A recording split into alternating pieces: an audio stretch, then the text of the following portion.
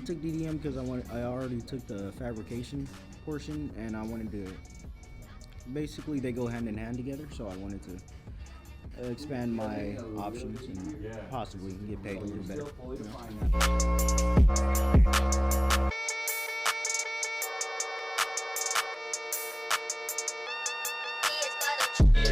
How would you say your progress has been so far in the 4 days that you guys have been doing it? It wouldn't have been much thanks to this guy, but he's been helping me out.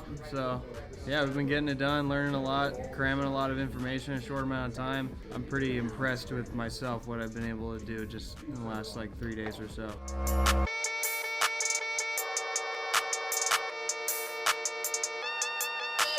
What was harder to pick up at first, this or FOF? Honestly, I think this, because it's more picky with its work and what you have to put in on the program. With FOF, you can just kind of be within tolerance, but with this program, you have to like have everything connecting to something, or else it just won't work. Like right now, and I have to sit here and figure it out as to what I did wrong and keep going back and forth.